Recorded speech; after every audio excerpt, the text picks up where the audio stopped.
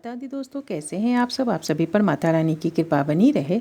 चलिए सुनते हैं श्री कृष्ण और राधा जी से जुड़ी एक बड़ी ही सुंदर सी रोचक कहानी।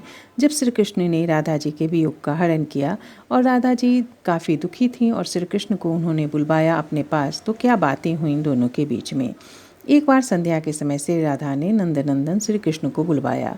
उनका आमंत्रण पाकर नित्य एकांत स्थल में, जहाँ शीतल कदली वन था, श्री कृष्ण वहाँ गए। कदली वन में एक मेघ महल बना था, जिसमें चंदन पक्का छिड़काव हुआ था। केले के पत्तों से सुसज्जित होने के कारण यह भवन बड़ा मनोहर लगता था। अपनी विशालता से सुशोभित उस मेघ वन में यमुना जल का स्पर्श करते बहती हुई वायु पानी की फुहारें बिखरती रहती थीं। श्री राधिका का ऐसा सुंदर सारा मेघ मंदिर उनके विरह दुख की आग से सदा भस्मीभूत हुआ सा प्रतीत होता था। गोलोक में प्राप्त हुए शरदामा के श्राप से विश्वानुनंदिनी को श्री कृष्ण विरह का दुख भोगना पड़ रहा था। उस दशा में भी वे वहाँ अपने शरीर की रक्षा इसलिए कर रही थी कि किसी न किसी दिन श्री कृष्ण यहाँ आएंगे।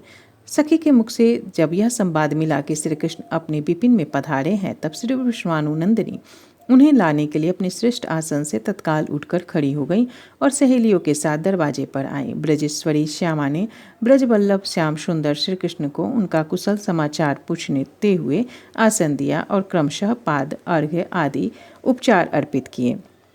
परिपूर्णतमा श्री राधा ने परिपूर्णतम श्री कृष्ण का दर्शन पाकर विरह जनित दुख को त्याग दिया और संयोग पाकर वे हर्षोल्लास से भर गईं। उन्होंने वस्त्र, आभूषण और चंदन से अपना श्रृंगार किया। प्राणनाथ श्री कृष्ण के कुशस्थली चले जाने के बाद श्री राधा ने कभी श्रृंगार धारण नहीं किया था।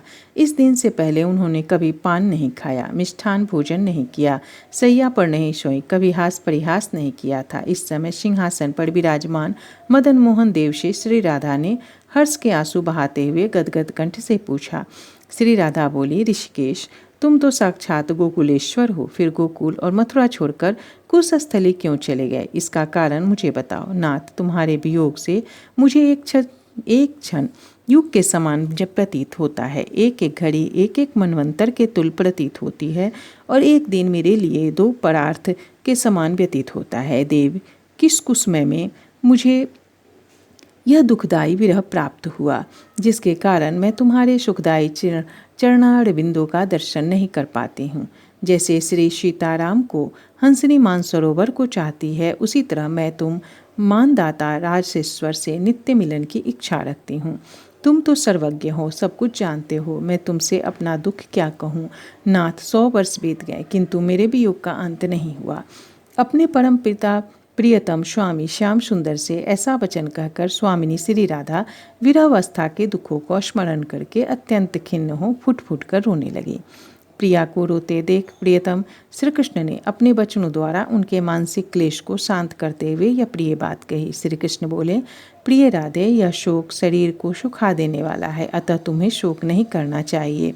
हम दोनों का तेज एक है, जो दो रूपों में प्रकट हुआ है। इस बात को ऋषि महर्षि जानते हैं। जहाँ मैं हूँ वहाँ सदा तुम हो, और जहाँ तुम हो वहाँ सदा मैं हूँ। हम दोनों में प्रकृति और पुरुष की भांति कभी वियोग नहीं होता। राधे, जो नराधम हम दोनों के बीच में भेद देखते हैं, वे शरीर का अंत होने पर अपनी उसी दोष दृष्टि के कारण नरक में पड़ते हैं।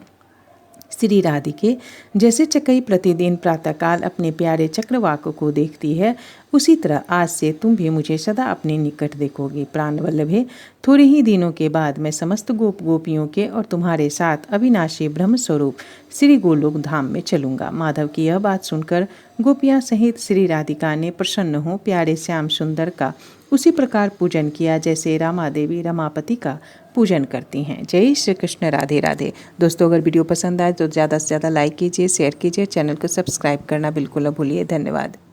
जय माता दी।